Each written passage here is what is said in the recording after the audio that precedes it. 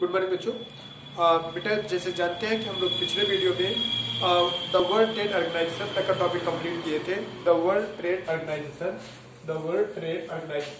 थोड़ा सा रिकैप कर लेते हैं। The world trade organisation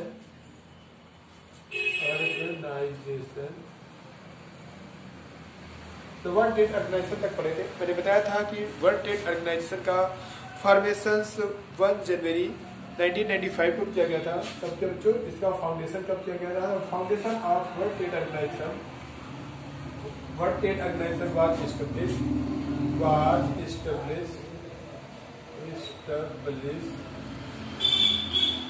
established in 1 January 1995 को। जो वर्ल्ड ट्रेड ऑर्गेनाइजेशन का जो एस्टेब्लिशमेंट किया गया वो 1 जनवरी 1995 को एस्टेब्लिश किया गया। इट वाज एस्टेब्लिश इन 1 जनवरी 1985। और जो वर्ल्ड ट्रेड ऑर्गेनाइजेशन है बच्चों वो यूनाइटेड नेशन ऑर्गेनाइजेशन का एक हिस्सा है। I have told you that this is the part of United Nation Organisation. United Nation Organisation का United Nation Organisation United Nation Organisation का एक पार्ट है हमारा बच्चों।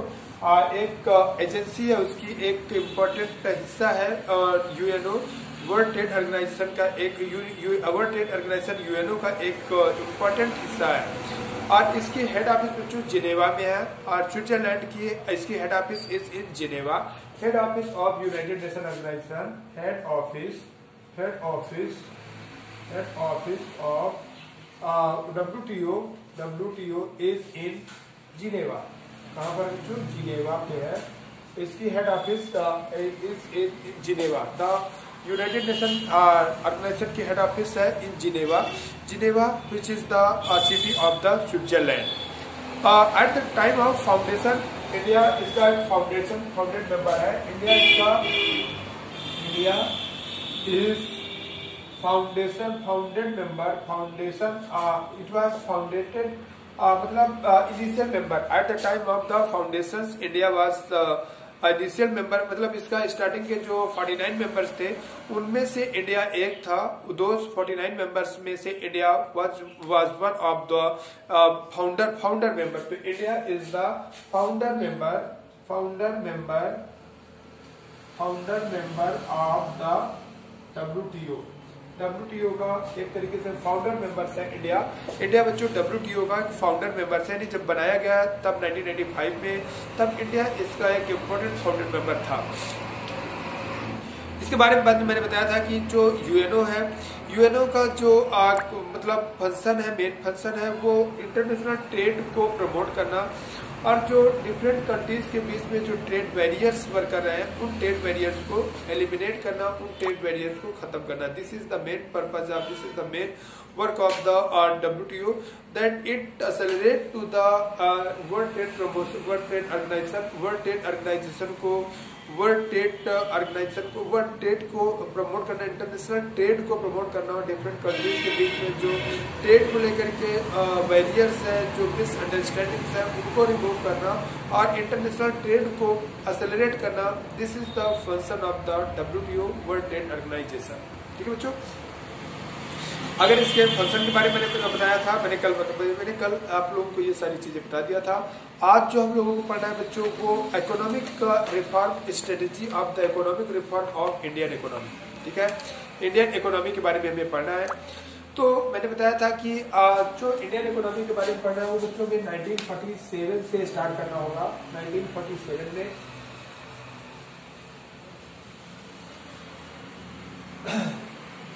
हमें जो इंडियन इकोनॉमी के बारे में पढ़ना है तो बच्चों 1947 से स्टार्ट करना है।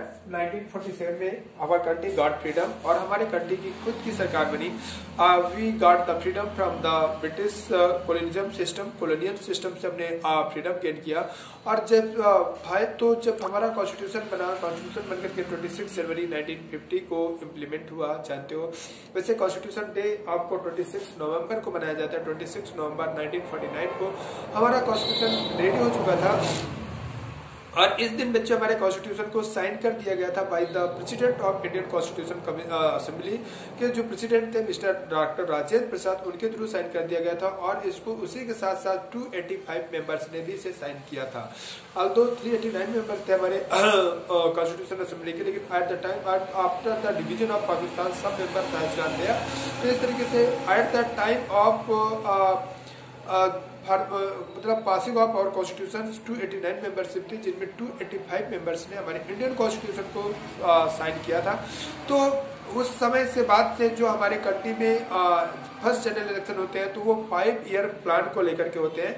5 ईयर प्लान हमने क्यों एक्सेप्ट किया? क्योंकि ये बेटे रसिया की नकल थी। रसिया में हमने देखा था कि अंडर द सोशलिज्म, रसिया एक सोशलिज्म कंट्री है, तो अंडर द सोशलिज्म वहाँ पर बहुत ज़्यादा डेवलपमेंट हुआ था। अब द इकोनॉमिक डेवलपमेंट देखने के लिए मिलता है। तो इस वजह से अंडर द सोशलिज्म की वजह से हमारे कंट्री ने भी 5 ईयर प्लान को चूज किया। 5 ईयर प्लान मतलब किसी भी प्लान को सक्सेस होने के लिए, किसी भी प्लान के टोटल आउटकम्स गेन करने के लिए there should be the minimum 5 year. तो 5 ईयर का टाइम ठीक होता है। तो इस वजह से हमने 5 ईयर का किसी गवर्नमेंट को 5 ईयर का प्लान दिया, 5 ईयर का टाइम पीरियड लिया गया। वैसे जैसे अमेरिका में यही टाइम ड्यूरेशन किसी गवर्नमेंट इलेक्टेड गवर्नमेंट का टाइम ड्यूरेशन जो होता है वहाँ 4 ईयर का होता है, लेकिन हमारे कंट्री ने has adopted the 5 year plan, जिसमें फर्स्ट प्लान का जो मेन मोटो था वो एग्रीकल्चर पर फोकस था। और एग्रीकल्चर में फोकस होने के साथ साथ मेन टारगेट था एग्रीकल्चर कंडीशन को इम्प्रूवमेंट करना, because at that time our country was passing from the condition of the hungerness. एक तरीके से हंगर मतलब पूरे कंट्री में एक भुखमरी जैसी कंडीशन थी। तो फर्स्ट 5 ईयर प्लान का जो मेन टारगेट था, the main target of the first 5 year plan was to make या टू क्या कहते हैं to improve the agriculture conditions so that everyone can get the proper food. This was the main target of the first 5 year plan. तो first 5 year plan की जब हम बातें करते हैं तो we find that it was completely dedicated on the agriculture development. बच्चों second 5 year plan को सबसे ज्यादा अनसक्सेस 5 ईयर प्लान कहा जाता है, क्योंकि उसकी ग्रोथ रेट बहुत कम थी। और उसका बहुत बड़ा रीजन था कि सेकंड 5 ईयर प्लान को हमने डेडिकेट किया टू द इंडस्ट्रियल डेवलपमेंट, लेकिन हमारे पास इंडस्ट्रियल इक्विपमेंट इतने ज़्यादा बिल्ड कंडीशन में नहीं थे। तो जिसका रिजल्ट क्या हुआ कि हमारा इंडस्ट्रियल सेक्टर भी बहुत ज़्यादा अच्छा नहीं कर पाया, और साथ साथ हमारा प्राइमरी सेक्टर था जिसमें मेन एग्रीकल्चर सेक्टर जिसे पॉपुलरली कहा जाता है, वो सेक्टर भी बहुत अच्छा नहीं कर पाया। इसलिए कहा जाता है कि सेकंड 5 ईयर प्लान इंडिया के सबसे ज़्यादा फेल 5 ईयर प्लान में से काउंट किया जाता है। इस तरीके से सरकार ने समझा और दोनों 5 ईयर दोनों के बीच में एक बैलेंस बना करके, दोनों के बीच में एक बैलेंस बना करके वर्क करना स्टार्ट की। एक हमारे पास क्या कहते हैं एक प्राइमरी सेक्टर और दूसरा सेकेंडरी सेक्टर, दोनों को बैलेंस लेकर के वर्क करना सरकार ने स्टार्ट किया। और धीरे धीरे करके 1991 तक आते आते कंट्री की कंडीशन काफी इंप्रूव हुई। लेकिन 1991 का जो इकोनॉमिक रिफॉर्म था बच्चों, 1991 तक हम ये अब देखते हैं कि मोस्ट ऑफ प्रोडक्शन के क्षेत्र, मोस्ट ऑफ प्रोडक्शन के areas, most productive production of areas were under control of the government, यानी they were under the public sector. Public sectors के बारे में I have explain to you that what means is public sector. मतलब public sector वो sector होता है जहां पर ज़्यादा से ज़्यादा प्रोडक्शंस के यूनिट पर गवर्नमेंट का रूल चलता है और गवर्नमेंट के अंडर में वो वर्क करते हैं, तो that is known as a public sector.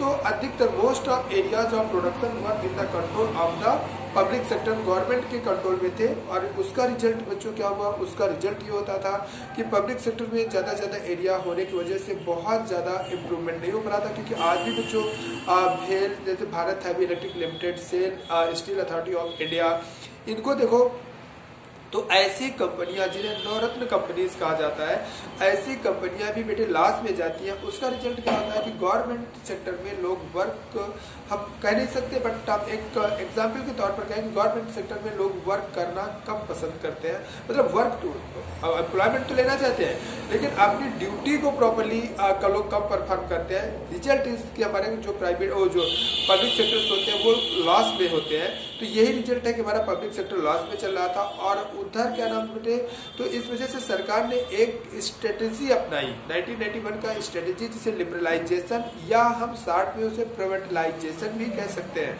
पहले जो हर प्रोडक्शन के सेक्टर थे work in the hand of government, और इस सिचुएशन में फॉरेन इन्वेस्टमेंट बहुत ज्यादा पॉसिबल नहीं था। ठीक है, जब अधिकतर आपके sectors are in the hands of the government, या तो ये एक बहुत बड़ा निगेटिव फैक्ट था टिल 1991 तक हम पाते हैं कि most of the product sector of the production they are in the hands of the government.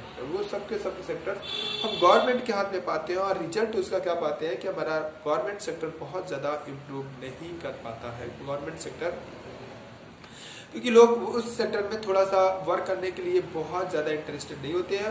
मतलब वर्क करना मतलब इंटरेस्ट, मतलब ये नहीं कि एम्प्लॉयमेंट लेना चाहते हैं, उस एरिया में जुड़ना चाहते हैं, बट प्रॉपरली अपनी ड्यूटी को करने के लिए लोग को थोड़ा सा डिनाई करते हैं। और इसके साथ साथ मैं आप लोगों को बता दूं बेटा कि जो पब्लिक सेक्टर्स होता है, आप लोगों ने पढ़ा था कि difference between the private and public sectors, या गवर्नमेंट या प्राइवेट सेक्टर। तो जो पब्लिक सेक्टर होते हैं उसका मेन पर्पस बेटे पब्लिक वेलफेयर है, सेकेंडरी पर्पस है to gain the profit. This is the secondary purpose of the public sector is to gain the profit.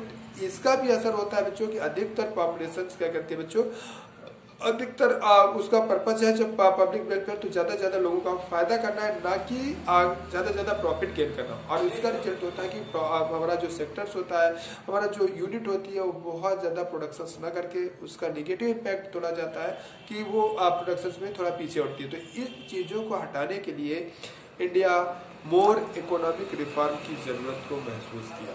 तो सबसे ज्यादा इम्पोर्टेंट क्वेश्चन है कि कौन कौन से और ज्यादा वो थी कि जिसको इकोनॉमिक रिफॉर्म को इंडिया ने महसूस किया। तो वो इकोनॉमिक रिफॉर्म्स 1991 में तो किया, जिसे हम लोग क्या कहते हैं लिबरलाइजेशन के रूप में जानते हैं, जिसे हम लोग लिबरलाइजेशन या लिबरलाइजेशन को हम लोग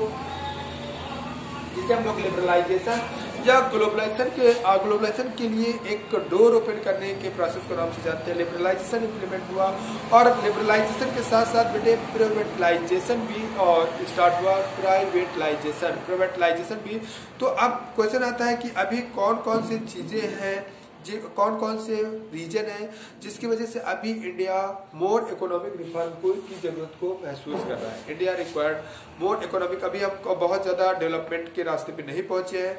तो वो कौन कौन से हैं कि जिसकी वजह से कौन कौन सी, ये इंपॉर्टेंट क्वेश्चन बच्चों की, why India need more economic reform. अब ही इंडिया को ज्यादा इकोनॉमिक रिफॉर्म की क्यों जरूरत है, why India need more economic reform की जरूरत क्यों ज्यादा है। तो क्यों ज्यादा इकोनॉमिक रिफॉर्म की जरूरत है, तो इंडिया को क्यों मोर ज्यादा इकोनॉमिक रिफॉर्म की क्यों जरूरत है। तो उसमें पहला पॉइंट देखते हैं, public sector is not it performing badly. जो बेटा हमारा पब्लिक सेक्टर है, पहला बच्चों हमें इकोनॉमिक रिफॉर्म की क्यों और ज्यादा जरूरत है। अभी तो हमारे कंट्री ने 1991 में बहुत ज्यादा इकोनॉमिक रिफॉर्म इम्प्लीमेंट किए और उसका प्रॉफिट भी बहुत ज्यादा मिला, लेकिन अभी हम लोग डेवलप्ड कंट्रीज नहीं बन पाए बेटे। अभी हमारा कंट्री एक मीडियम डेवलपिंग कंट्रीज ही है, बहुत सुपर डेवलपिंग कंट्रीज भी नहीं है, मीडियम डेवलपिंग कंट्रीज है। अभी हम लोग डेवलप्ड कंट्रीज नहीं बन पाए, इस वजह से India need much more required economic reforms. Although 1991 के रिफॉर्म्स एक लैंडमार्क्स है और इंडियन इकोनॉमी के लिए 1991 के रिफॉर्म्स एक लैंडमार्क रिफॉर्म है, लेकिन फिर भी मैं कह रहा हूं कि अभी इंडिया एक डेवलप्ड कंट्रीज नहीं कन्वर्ट हुआ या सुपर डेवलपिंग कंट्रीज नहीं बना, जिसकी वजह से India required much more reform. तो उस क्यों रिफॉर्म की जरूरत है, तो उसका पहला रीजन है कि हमारा जो पब्लिक सेक्टर है वो इज नॉट परफॉर्मिंग वेल। मतलब पहला रीजन बताता है कि हमारा जो पब्लिक सेक्टर है, जो public sector is not performing well, is not performing well। जो हमारा पब्लिक सेक्टर है, पब्लिक सेक्टर मतलब गवर्नमेंट सेक्टर है, वो आज भी बहुत अच्छा परफॉर्म नहीं कर पा रहा। आज भी बेटे गवर्नमेंट सेक्टर में एक लोगों की मेंटालिटी बनी हुई है कि गवर्नमेंट सेक्टर का मतलब होता है कि नॉट प्रॉपर ड्यूटी, आप आराम की ड्यूटी करिए। एक लोगों की मेंटालिटी बनी हुई है कि गवर्नमेंट सेक्टर का मतलब होता है अपने वेलफेयर पे पहले वर्क करना, बाद में प्रोडक्शन या यूनिट के लिए वर्क करना। This is the mentality of the public, this is the mentality. ये एक ऐसी लोगों की सोच बन चुकी है, एक सोच एक डेवलप हो चुकी है कि गवर्नमेंट सेक्टर का मतलब होता है कि अपना परफॉर्म, अपने लिए वर्क ज्यादा प्रॉपरली करना, देन सेकेंडरी अपनी ड्यूटी फॉर द यूनिट या फॉर द डिपार्टमेंट के लिए वर्क करना। This is first priority and could not achieving the desired objective. इसका जब परफॉर्मिंग वेल बनी है तो बेटे डिजायर्ड टारगेट को ये अचीव नहीं कर पा रहे हैं। पब्लिक सेक्टर्स अपने डिजायर्ड जो होना चाहिए व्हाट शुड बी इट, वो डिजायर्ड टारगेट को नहीं अचीव कर पा रहा है। हमारा public sector is not achieving it desired target, अपने डिजायर्ड टारगेट को अचीव नहीं कर पा रहा है। ठीक है, दूसरा रीजन बच्चों लोग देखते हैं इंडिया का जो बैलेंस है, balance of India is continuously increasing, है ना। India balance payment, India balance payment, India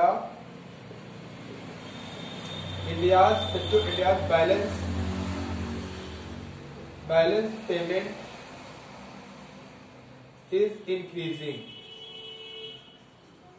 balance payment increasing का मतलब यह हुआ बच्चों कि इंडिया के ऊपर जो कर्ज है, जो इंडिया कर्ज लेता है या इंडिया जो वर्ल्ड बैंक से या फॉरेन कंट्रीज से व्हाटएवर जो मनी कर्ज में लेता है, लोन लेता है, वो लगातार बढ़ रहा है, वो घट नहीं रहा, लगातार बढ़ रहा है, जबकि उसे घटना चाहिए। इंडिया को एक क्रेडिटर कंट्री में कन्वर्ट होना चाहिए, डेवलप्ड कंट्रीज क्रेडिटर कंट्रीज होता है, तो वो बेटा लगातार हमारे कंट्रीज का बढ़ रहा है। इसके बाद जो फॉरेन एक्सचेंज है, फॉरेन एक्सचेंज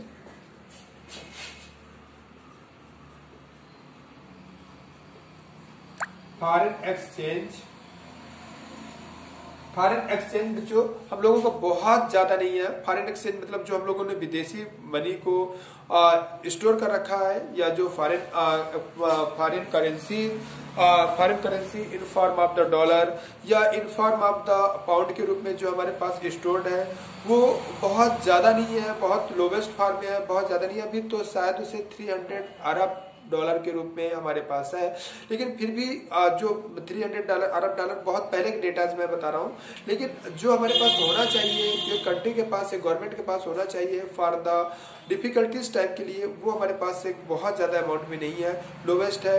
फिर शार्प, और इसके बाद फिर बच्चों हम लोग देखते हैं कि इंडिया के लिए सबसे ज्यादा खतरनाक होता है sharp rising of the petroleum cost of petrol, यानी पेट्रोल की जो कॉस्ट है वो लगातार रूप से बढ़ रही है। पेट्रोल पे हमारी डिपेंडेंसी अभी भी बढ़ती चली जा रही है और उसकी कीमत बढ़ती चली जा रही है। रिजल्ट ये हुआ कि हम लोगों का सबसे ज्यादा जो हम इम्पोर्ट करते हैं वो पेट्रोलियम का ही इम्पोर्ट करते हैं, तो वो हमारी डिपेंडेंसी अभी नहीं बढ़ पा रही है। ये भी एक बहुत बड़ा रीजन है। और गल्फ कंट्रीज में हमारी डिपेंडेंसी कुछ ज्यादा ही है। गल्फ कंट्रीज बेटे कहा जाता है जहां से मिनरल ऑयल निकलता है, वो उसको हम लोग उन कंट्रीज को हम लोग गल्फ मतलब मिनरल ऑयल निकलने वाले कंट्रीज को हम गल्फ कंट्रीज नहीं कहते। एक तरह अरब कंट्रीज जो गल्फ खाड़ी देश है जहाँ पर बहुत ढेर सारी क्या कहते हैं गल्फ है, उन जैसे सऊदी अरब के आसपास या इराक, कुवैत, ईरान, इराक, ठीक है, इन पर हमारी डिपेंडेंसी लगातार फॉर द मिनरल ऑयल के लिए इंक्रीज कर रही है और गल्फ क्राइसिस हमारे लिए एक प्रॉब्लम क्रिएट करते हैं। इसके बाद बच्चों फिजिकल डिफिकल्ट एक्सेस एक्सपेंडिचर, हमारे पास आज भी बच्चे जो एक्सपेंडिचर है, जो हमारी डिपेंडेंसी है, जो हम इंपोर्ट करते हैं वो लगातार हमारे पास ज़्यादा ही है। अभी हम डिफेंस के सेक्टर पे स्टैंड नहीं है, सेल्फ स्टैंड नहीं है। मोस्ट ऑफ डिफेंस के इक्विपमेंट्स, चाहे वो राफेल जैसे एग्जाम्पल हो, वो हमें विदेशों से ही इंपोर्ट करने पड़ते हैं। We have to import to them from the foreign. हमारी डिपेंडेंसी इन द मतलब इन द डिफेंस सेक्टर में भी इम्पोर्टेंट, डिफेंस जैसे इम्पोर्टेंट सेक्टर में भी हमारी फॉरेन डिपेंडेंसी है, वो भी हमारे पास हम बहुत ज्यादा तेजी से आगे नहीं बढ़ पा रहे हैं कि सेल्फ स्टैंड नहीं हो पा रहे हैं या उसके बहुत बड़े एक्सपोर्टर नहीं बन पा रहे हैं, लाइक रसिया, लाइक फ्रांस, तो वो भी हमारे पास एक बहुत बड़ी प्रॉब्लम है। इसके बाद जो इंक्रीजिंग ऑफ द प्राइसेस, कीमतें लगातार बढ़ रही है। Increasing of the prices, money जो रुपए की इंटरनेशनल वैल्यूज है वो कम हो रही है। पहले आजादी के समय कहा जाता है कि डॉलर एंड रुपीस की वैल्यू सेम थी, लेकिन आज देखा जाए बच्चों तो $1 70 रुपीज के बराबर हो रहा है, तो dollar 70 rupees equivalent to $1। This is इसके बाद अनएम्प्लॉयमेंट भी बेटे अभी बहुत ज्यादा इंडिया में एम्प्लॉयमेंट अभी एकदम सब लोगों को प्रॉपर एम्प्लॉयमेंट नहीं मिल पा रहा। ये भी रीजन है कि इंडिया में इकोनॉमिक रिफॉर्म की बहुत ज्यादा जरूरत है। अनएम्प्लॉयमेंट एंड इसके बाद पॉवर्टी, पॉवर्टी भी अभी इंडिया में 26% लोग बिलो पॉवर्टी लाइन्स के नीचे जी रहे हैं। ये भी एक इकोनॉमिक रिफॉर्म की जरूरत को इंडिकेट करता है। इसके बाद शॉर्टेज ऑफ कैपिटल, आज भी बच्चों मैंने बताया था कि हम लोग इंडस्ट्रियल डेवलपमेंट के लिए एफडीआई पर डिपेंडेंट होते हैं, फॉरेन इन्वेस्टमेंट पर डिपेंड होते हैं। हमारी सरकार फॉरेन इन्वेस्टमेंट को ढूंढती है जब कंट्री में नहीं तो शॉर्टेज ऑफ कैपिटल है। और इसके बाद बच्चों इकोनॉमिक डेवलपमेंट उतना बेस्ट नहीं हो पाया जो होना चाहिए। इसके बाद बहुत इंपॉर्टेंट थी टेक्नोलॉजिकल बैकवर्डनेस। तो मैं बता रहा था कि अभी हमारी कंट्री को न्यू इकोनॉमिक रिफॉर्म की और ज्यादा जरूरत है। ऑल्दो मैंने पहले बताया, आई have explain it properly that 1991 का ईयर जो है बच्चों, 1991 का जो ईयर है that is a landmark of Indian economic development के लिए। वो जो रिफॉर्म किए गए, जो लिबरलाइजेशन किया गया, दैट इज लैंडमार्क। वो उसका बहुत ज्यादा असर हमारी कंट्री को दिखाई मिला, देखने के लिए मिला। लोगों को काफी एम्प्लॉयमेंट मिला। अनएम्प्लॉयमेंट तो नहीं खत्म हो गया, लेकिन एम्प्लॉयमेंट काफी हुआ, लोगों का लिविंग स्टैंडर्ड काफी बेटर हुआ, लोगों की मेंटालिटी बदली, प्राइवेटलाइजेशन हुआ, प्राइवेट सेक्टर्स बने, प्राइवेट सेक्टर्स को चांसेस मिले और उसका रिजल्ट हुआ large amount of the profit, export बढ़ा, ठीक है, पर कैपिटा इनकम इंप्रूव हुई। लेकिन फिर भी हम कह सकते हैं कि अभी हमारा देश डेवलप्ड कंट्रीज नहीं बना या सुपर फास्ट डेवलपिंग कंट्रीज भी नहीं बना। तो अभी हमारे कंट्रीज को और भी ज्यादा इकोनॉमिक रिफॉर्म की जरूरत है। और उसके लिए मैंने पहले बताया कि क्यों हमें इकोनॉमिक रिफॉर्म की जरूरत है। तो पहले मैंने बताया कि पब्लिक सेक्टर्स, फिर मैं रिवाइज कर दे रहा हूँ, इंपॉर्टेंट क्वेश्चन है कि हमारा पब्लिक सेक्टर्स बहुत ज्यादा अच्छा परफॉर्म नहीं, आज के डेट में भी बहुत अच्छा परफॉर्म नहीं कर पा रहा। लोगों की मेंटालिटी भी अभी भी वही बनी हुई है कि पब्लिक सेक्टर मतलब होता है कि आराम, मतलब पब्लिक सेक्टर सर्विस का मतलब होता है आराम करना। और नवरत्न जैसे कंपनियां जो कि भेल, भारत हैवी इलेक्ट्रिक लिमिटेड जैसी कंपनियां, SAIL, steel authority of India जैसी कंपनियां भी बड़े लॉस में जा रही हैं। रेलवे जैसा सेक्टर बहुत ज्यादा प्रॉफिट में नहीं चल रहा, जो कि शुड भी प्राइवेट में हो तो बहुत ज्यादा प्रॉफिट में चले। यही रीजन है बेटा कि क्योंकि वो जाते हैं, जबकि जब जानते हैं बेटा कि रेलवे अगर प्राइवेट सेक्टर में जाता है तो रेलवे के एम्प्लॉइज का पेमेंट और बढ़ेगा, घटेगा नहीं। इट्स श्योर दैट गवर्नमेंट ये गारंटी लेगी कि the payment of the employees should not be reduced than this whatever at present time they are getting, and they will get more sure, ज्यादा ही उन्हें मिलेगा। लेकिन फिर भी बेटे वो इसका अपोज करते हैं। गवर्नमेंट देखो, रेल वाले अधिकतर अपनी यूनियन बाजी करते रहते हैं और हमेशा कहते हैं कि नहीं, हमें इसे प्राइवेटाइजेशन में नहीं जाना है, नहीं ले जाना है, नहीं ले जाना है। और उसका रिजल्ट है क्योंकि वो जानते हैं कि जो हम अजीब टाइप की जो सर्विस करते हैं, जो हमारी आराम की सर्विसेज है, वो शायद आराम की सर्विसेज हमारे हाथ से चली जाएंगी।